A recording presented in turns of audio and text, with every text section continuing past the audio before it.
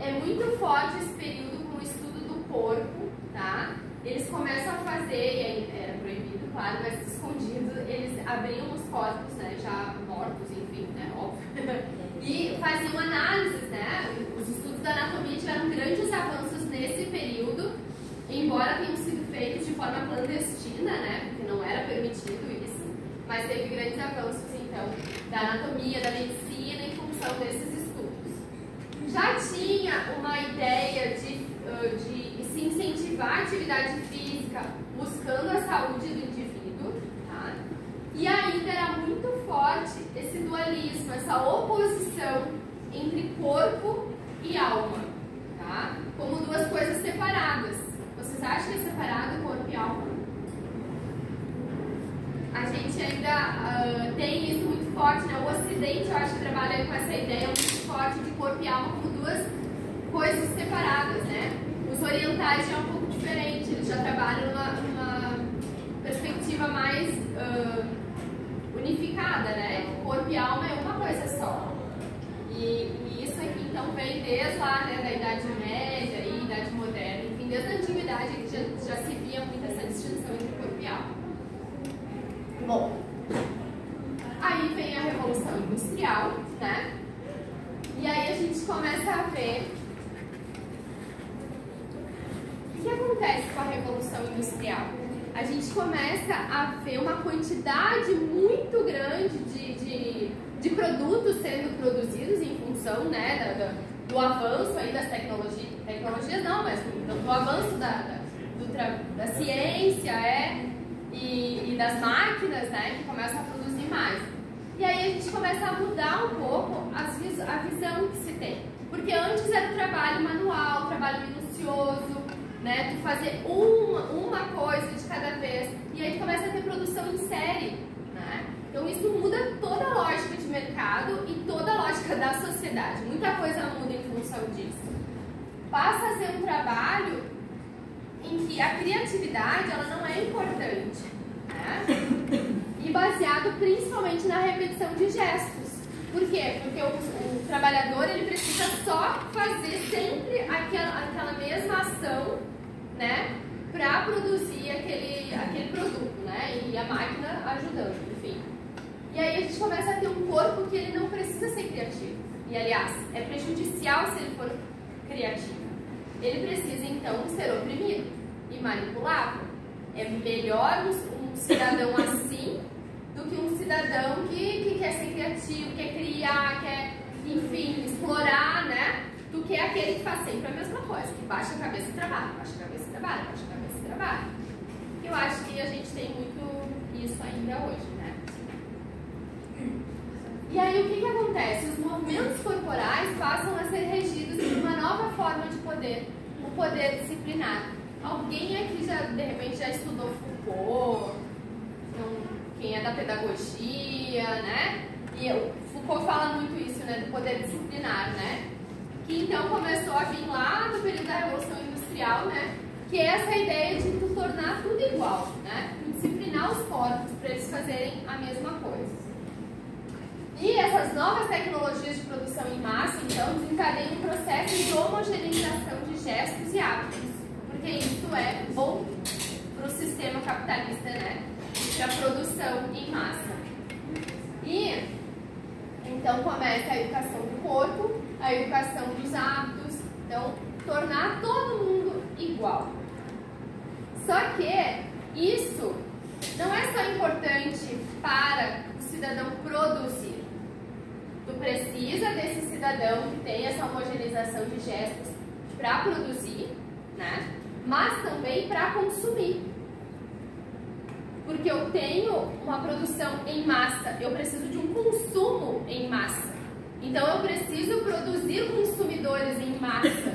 Então é interessante que eu tenha cada um pensando de uma forma diferente e buscando coisas diferentes, ou é melhor eu ter pessoas pensando igual, querendo as mesmas coisas, buscando as mesmas coisas? Para o sistema capitalista é melhor assim, que todo mundo pense igual, e faça igual, e queira igual, e enfim, viva igual, né? Uma homogeneização de gestos e de cultura de tudo, né? Então a gente vê vê que, por exemplo, ter saúde, porque eu preciso ter saúde para trabalhar, né, para eu produzir, mas eu também preciso dos padrões de beleza e padrões de tudo, né, de padrões, enfim, para eu consumir. Isso a gente vê nos dias de hoje? Ou cada um aqui tem um padrão de beleza que é baseado na sua verdade, nas suas crenças? Na expectativa, sim. Na expectativa, sim, mas na realidade, né? Na realidade, ainda eu mesmo me intrínseco tenho essa busca. A gente teve essa discussão, né, na aula? Teve? Eu acho que sim. Mas acho que eu não trouxe o texto, mas sim. 10 horas. Mas é isso, né, gente? É a busca pelo padrão de beleza, ou seja, é muito mais prático ter esse consumo em massa. E nos dias de hoje? Os homens e seus corpos são vistos apenas do ponto de vista econômico, como eu disse, o corpo produtor e o corpo consumidor. Na lógica da produção capitalista, a instrumentalização do corpo fez-se necessária. Então, para a gente contribuir para a permanência, né, do sistema capitalista na nossa sociedade, era necessário que isso acontecesse. Assim, a visão que se tem do corpo na sociedade atual, ela é utilitarista. O corpo ele é utilizado para servir a lógica capitalista de trabalho e consumo. Querem acrescentar, gente, mais alguma coisa? Vamos interrompendo, tá? A valorização da imagem corporal na sociedade contemporânea tem causado diversos distúrbios relacionados à autoimagem. Dietas, cirurgias, anabolizantes, distúrbios alimentares, engenharia genética, situações que denotam insatisfação com o corpo, reflexo da imagem veiculada pela mídia. Então, isso é muito presente na nossa sociedade, né? Eu acho bem interessante que o texto fala também que a mídia, né, tem todo um trabalho para manipular a nossa mente, e eu acho legal ali que o texto fala que eles trabalham com os nossos medos mais profundos, né? A questão do medo da morte, o medo do envelhecimento. Isso é muito forte na nossa sociedade. As pessoas não... É feio envelhecer. Verdade. Imagina. Virou feio perguntar a idade, né? É feio perguntar a idade. É uma ofensa. É uma ofensa. Viu? Elas não perguntaram a idade. Poucas pessoas querem assumir, né? Sim. Cabelo branco, uma linha aqui, uma linha. E agora tem uma tendência até assim de assumir o branco. Mas é uma moda. É um padrão. Se fosse, infelizmente, é passageiro, né? Exato. Mas essa coisa do envelhecimento eu acho muito forte, é muito triste, né? Porque seria tão bonito se as pessoas pudessem assumir a sua idade e a gente acha feio. A gente não vê fotos de idosos, a gente não vê os idosos sendo Poucas propagandas, né? Enfim, saindo, indo pra rua, se maquiando, se sentindo bonitos. Não, parece que é sempre uma postura mais escondida, mais, né? Isso, oprimido, né? E aí... Estando os ônibus tudo na frente, né? Velho, na rua, né? Por que será que a gente tem essa visão, né, do idoso na nossa sociedade? Eu penso numa explicação, assim. Porque o idoso ele não está de acordo com o sistema capitalista. Ele não produz mais. Então ele não serve mais para o sistema. É descartável. É descartável, né? Tipo, não serve mais, então, né? Não preciso mais dele, então não serve para nada e não vou direcionar as campanhas de mídia, enfim, para o idoso. Vou para quem consome e quem produz, né? Pior do que não produzir é que não consome. Tá voltando isso do idoso, quando aparece a mídia, um idoso bonito, um casal bonito, que consome. É isso que é o que se vê no idoso. Sim, é bem isso, né? Não é só o não produzir, é o não consumir também. Ou consumir menos, né? Não ser a parcela mais importante para o consumo, né? Mas essa lógica está mudando, né? Tanto é que hoje em dia já se tem toda uma valorização, por exemplo, o idoso que trabalha, a gente não viu notícias, fulano com 90 anos trabalhando, olha que maravilha, né? Mas nessa perspectiva de se tornar útil. De se tornar útil para o sistema. sistema capitalista, né? Do idoso que está estudando, está se formando aos 70 anos. Olha que bonito, que importante é isso. Importante para quê? Muito obrigada. Pra quê? Né? Pra quê, Obrigada. né? Por que não mostra o idoso curtindo a sua velhice? Curtindo a sua aposentadoria, né? Porque Deus já trabalhou, o que precisava trabalhar já contribuiu para a Não se sociedade. aposentar mais. Agora, É outro assunto, mas só É. claro, não tem mais como. Morreremos trabalhando. É muito complicado isso, é muito triste. Vagabundo. Se não quer trabalhar, vagabundo. E fora também essas questões, né, de cuidados com o corpo, que passou do limite da saúde, né? Não é o cuidado do corpo pela saúde, é o cuidado do corpo para atingir um padrão de beleza, né? Porque o que a gente vê é muito mais isso do que, até porque as pessoas fazem coisas que não é saudável, como se submeter a cirurgias, enfim, né? Pelo padrão de beleza. Não estou aqui criticando, tá, gente? Se alguém quiser se submeter, né? Se é pensando no seu bem-estar e se está bem consciente de que esse bem-estar é para se satisfazer e não satisfazer o outro, que eu acho que isso acontece muito, tá? Porque os outros acham bonito, porque os outros... Não, é eu comigo mesmo, né? Mas é que eu estava falando, é o capitalismo estético padronizante. Né? Sim, sim. Todo mundo com o mesmo rosto, com a mesma boca, com o mesmo Gente, olho. é incrível, as pessoas são muito parecidas, Isso. né? Coisa bem esquisita. É muito Aí a harmonização facial, né? Assim, Assim, ó, na farmácia, mulher. Perde a Todo própria mundo mesmo identidade, formato, né? com a mesma boca. é uma coisa chocante. Estético padronizante total. Quase capitalismo. O capitalismo quer vender, quer vender Sim. produto. E quanto mais igual, né, as pessoas mais consumem, né, Eu ia falar alguma coisa, eu esqueci agora. Mas tem muita coisa pra falar disso.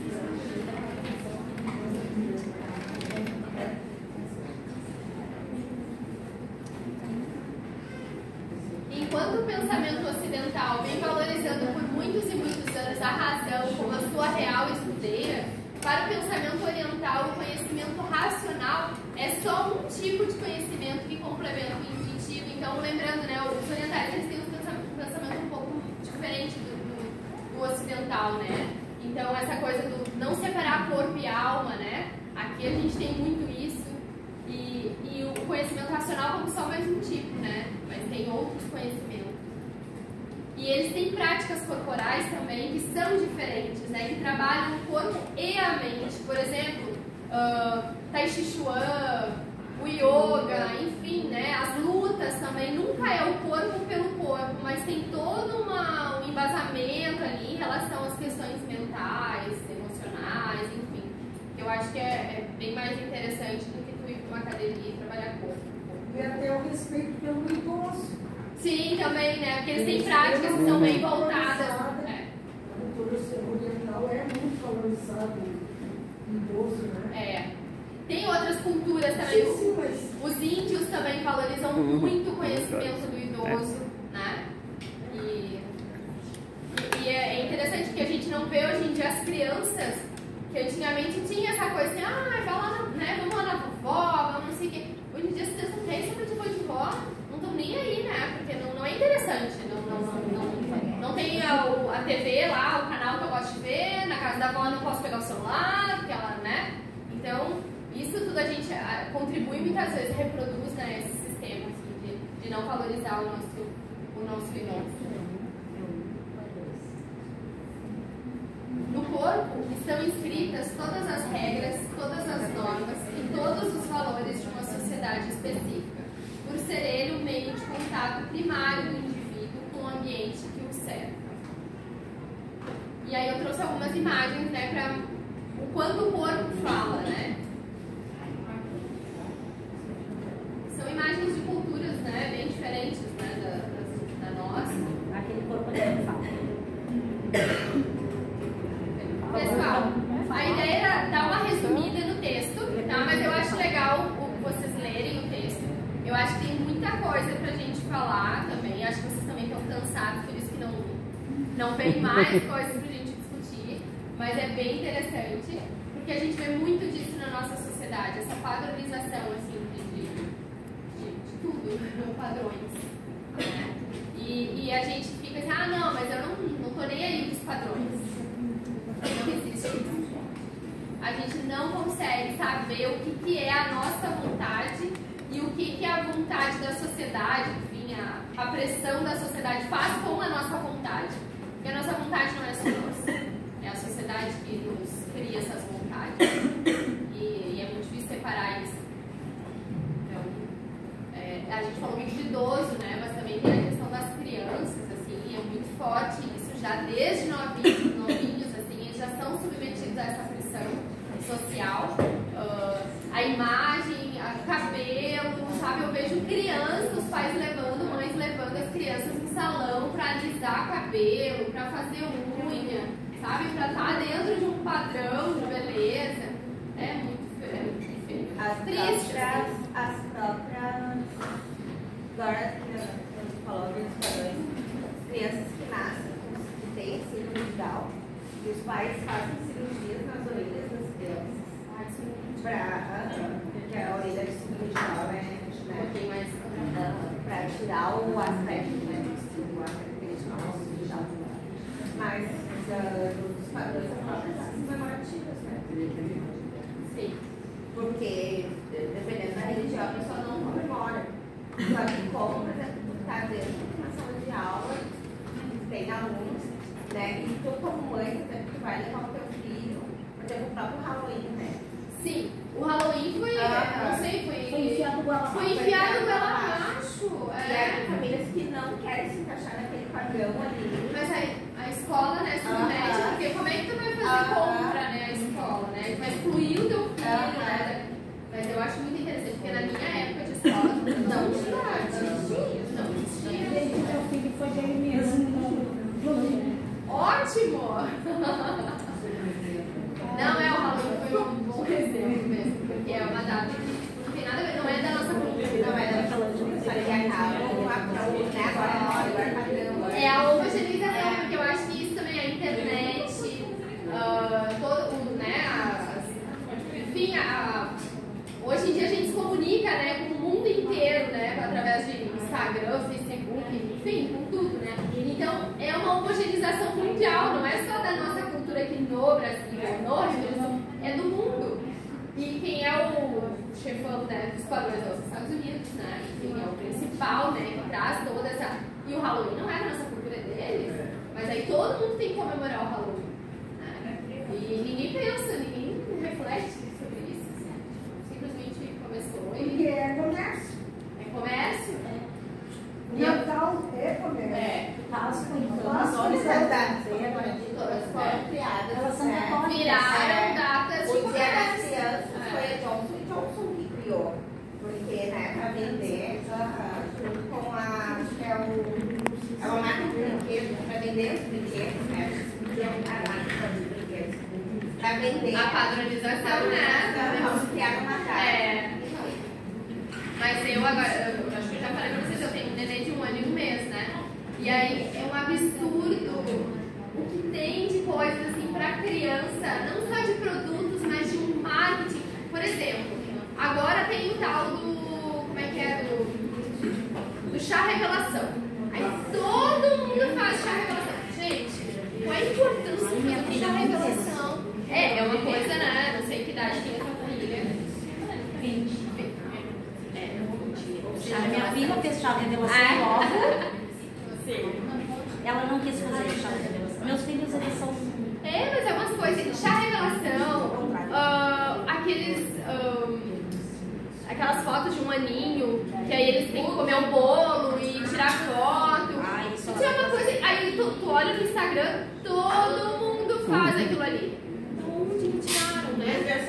Os meus versários. Gente, eu fiz, era confessar. Não, olha só, eu vou pautar isso, porque a gente fez, eu e a minha filha, a gente faz o mesmo aniversário do Raul para ele, porque a gente viu que grande parte das crianças que fazem o aniversário, chega no aninho, não fica aquela criança com medo de cantar parabéns. Isso foi só por isso. Tá. Só por isso. Mas a minha perdeu a mão. Não, eu fazia o Davi, eu fazia só eu, meu marido e as pecinhas, né? A gente dava as coisinhas. Assim,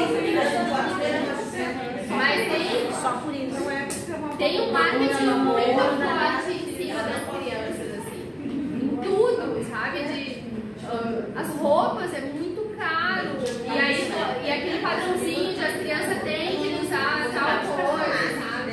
Personagens, né? É um marketing assim, é complicado. A gente, eu e a Luísa, a gente decidiu usar roupa de brechó no jogo. Ah, eu uso direto? Porque é um absurdo. Porque assim, uma roupinha desse tamanho, assim, Que tênis, mesmo você começou a de usar. Meu Deus do céu, tênis é R$80, um tênis de neném. Aí ele não tem. É bem complicado isso. E fora para os adultos também, que tem milhões de coisas aí que a gente poderia, né, enumerar aí de padrões, né? Que a gente segue e às vezes nem questiona, né? Eu sempre brinco, quando eu dou essa aula com os meus alunos também do ensino médio, eu digo assim, quem é que disse que a gente não pode vir, por exemplo, de biquíni pro campus? Por que não pode? Quem determinou? Que regra é essa? Da onde surgiu? E por que na praia eu posso usar biquíni e não é nada estranho, diferente? Quem é que diz? Agora, numa cidade, por exemplo, que tem praia, como o Rio de Janeiro, aí eu posso andar de biquíni, mas numa cidade como Porto Alegre, que não tem praia, eu não posso andar de biquíni. Mas aí na praia, mas no centro da praia fica estranho andar de biquíni, mas na beira da praia eu posso andar de biquíni. Então é umas coisas assim que a gente faz e reproduz, mas ninguém sabe. Ninguém questiona. E a gente vai achar um absurdo se alguém chegar aqui de biquíni. A gente vai, meu Deus, que horror, que vergonha, como é que teve coragem? Nada. Vamos marcar um dia de vir todas de biquíni, então. Não, eu sempre digo, não, gente, não é isso que eu tô, depois vão dizer os pais vão me, né? Não, ou então, tá, biquíni pode, mas calcinha e sutiã não pode. Qual é a diferença? Qual é a diferença, né? Mas aí uma coisa pode, outra coisa não pode. A mesma coisa os meninos, andar de cueca, andar de sunga. De cueca, né? De sunga pode na praia, de sunga não pode aqui, enfim. É umas coisas assim que a gente simplesmente faz, não questiona, só reproduz e acha, e aí a gente critica. Porque se a gente vê uma menina de short muito curto, a gente vai criticar. Muitos vão, outros talvez já não.